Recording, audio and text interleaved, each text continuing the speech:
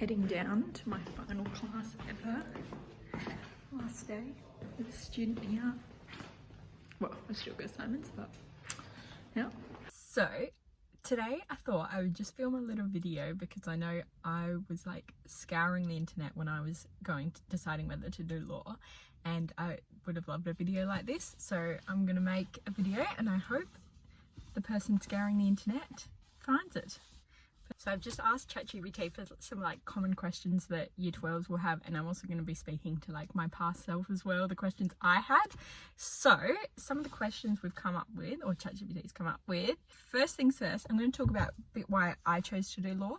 So by year 12, I pretty much knew I wanted to do law. I'm not sure exactly why. I think I looked into the politics degree, which was because my two favourite kind of passions at that time were politics and legal studies. And I didn't like the politics degree, so I went the law degree, and I'm really glad. I think it's just a very great all-rounded general degree, and it can send you down a lot of different avenues. In year 11, 12, I became more academic, but overall, I was not the most academic child in school. And as it was coming towards the end of year 12, it was not looking like I was going to get the ATAR. And I remember we had like this thing at our school where you'd go in and you'd speak to the principal, and I was talking to the principal and it didn't look like I was going to get the grades, and she was like, oh, like you might need to choose something else. But I really urge you, the best advice that I got in year 12 was put your first preference first. In your heart truly desires whatever you really, really want, put that first. Because I ended up, it was 2020, but I ended up getting an early entry into law, and my ATAR was like 78 or something, and the minimum was 89, and so 10 points below what you needed to get into the course. And I still got an early offer and I still got in, and I've never failed a subject in law. I've struggled, but yeah, I've been fine ever since. So I don't think your ATAR necessarily translates into how well you're going to do in the course.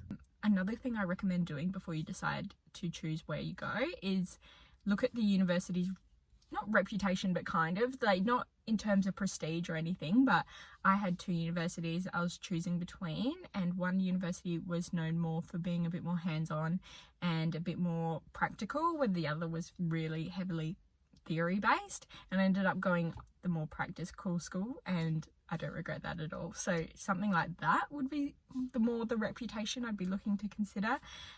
Also smaller schools as opposed to bigger schools, what might suit you there. I went to a smaller school, and you get to know your lecturers quite well, so that was a really positive experience for me, and I've had amazing lecturers in terms of personal connections, and they've just like, they check in and they know me by name, and I know that not everyone's had that experience, so that was really good for me. So is law school as hard as everyone says it is? It's hard. Like, I look back and I'm like, oh my god, that was hard, but in the moment you just push through, and I don't know, like it's like, how do you eat an elephant one bite at a time? Like, it's just, nothing's impossible. It's maybe the workload's a lot. In that way it's hard, but it's definitely not, like, I'm not, like I said, not the most academic, and especially with the assistance of AI now, I think the law school experience will become a lot smoother in terms of like research and things. So, and I also didn't do I should have, I don't know, I have a lot of, maybe I could do a whole nother video if anyone finds this, about things I wish I knew going into law school, because there's so many resources that I didn't capitalize on. But is it hard? You couldn't pay me to do it again, but at the time it was what it was. Do you need to attend lectures? I mean, every law school is different. You definitely can do it without attending any lectures. Like, if you know, I know some people, especially after COVID, have really bad anxiety. Like, you could do it without attending any of the lectures, I'm sure. But I do think some of the thing is the connections you make at uni. Yeah, maybe I'll go and talk about this. So basically, I really urge you, especially in first year, to go to all the events, even if they've got a reputation for not being that good. Because I remember the law ball that I went to in the first year, the law ball didn't have necessarily a great reputation. It was seen as a bit boring by some people, or anyway. So I went to the law ball, and it was boring, but I made some of my best friends there who were my friends through the whole way through law school, and I ended up getting, you know, my job through a connection that I met at uni, and yeah, and I've done a lot of things because of the connections I've made.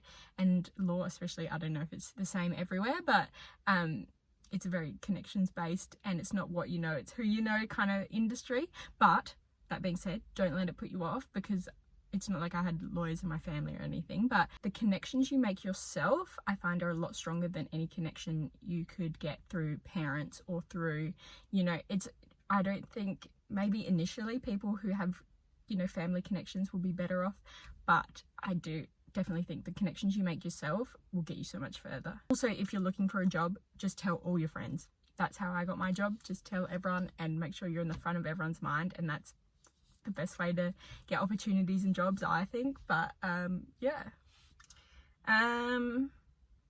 is there time for social life and hobbies?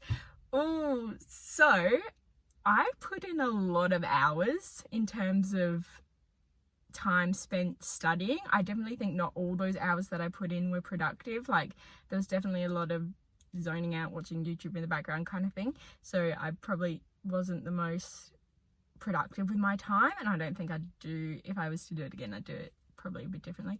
But in terms of, I didn't miss out on anything. Like, if someone had a birthday, I never had to miss. I was pretty organized, and I'm generally a pretty organized person, but I never missed out on someone's birthday or anything like that. I probably wasn't proactive with setting up things to do with my friends. Like, my friendships definitely did distance through the school term, and I probably, yeah, my relationships probably suffered, but it's not like I missed out on anything. If someone had a birthday, I went. If my friends from high school made plans, I went. If my friends from uni had plans, I went. If maybe had a team sport or something, that would be a bit harder.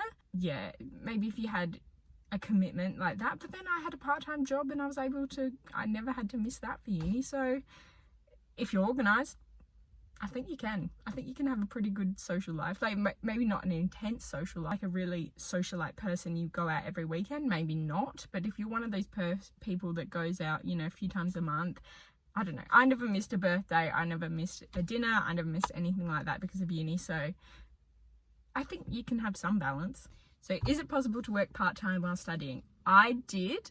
I worked as like a checkout chick for 3 years, and then I've got a clerkship at the end of my 3rd year going into 4th year. I had a job as a clerk, and I just worked 3 days part-time in the final year, and then in the 3rd year I think I worked about 1 day a week for the last semester, and that was really good for me. That really worked. I felt that 4th year was a bit lighter on in terms of the workload, and people were starting to get jobs.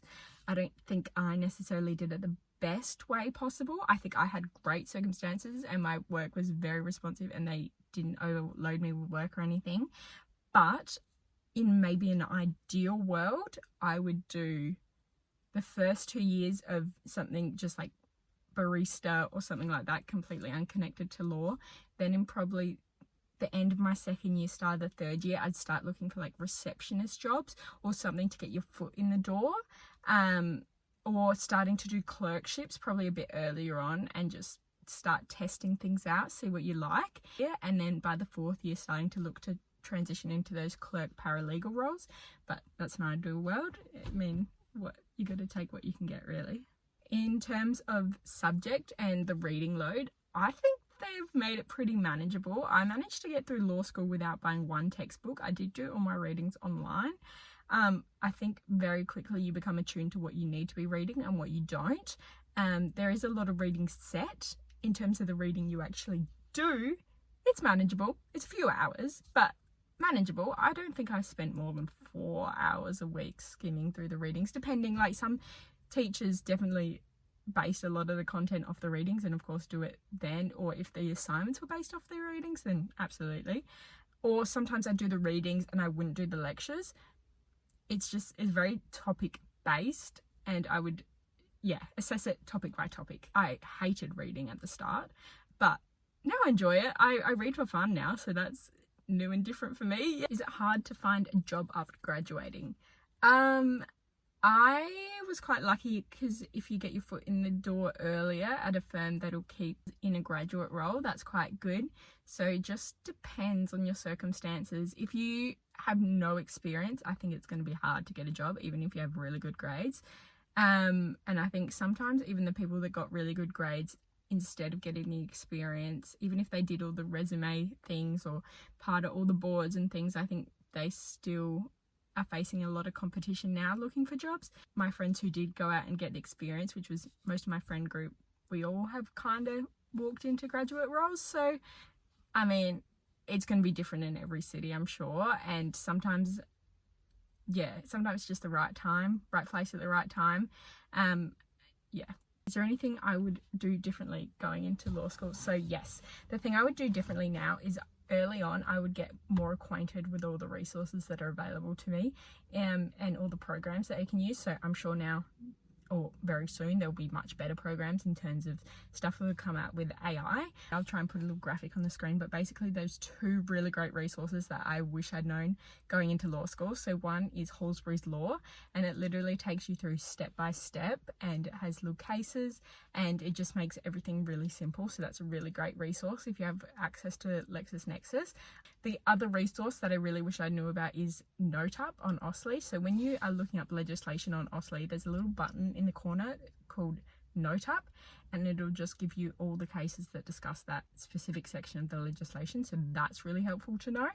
Overall, just in terms of lifestyle, I think going into law, I think maybe a lot of people going into university have this experience, but I think I really did meet people with a really similar mindset, like kind of that type A personality, and I really have made some really good friends that really think quite similar to me, which is just a really unique, I don't know, but a really fun experience, because even when you're making plans, like I like to be very organized and know all the details, and all my friends are like that. And even going to law events and things, like they'll send you a full itinerary beforehand. So it's just dealing with people that kind of think like me all the time, which is, I find really cool, which is probably one of my favorite parts about doing law.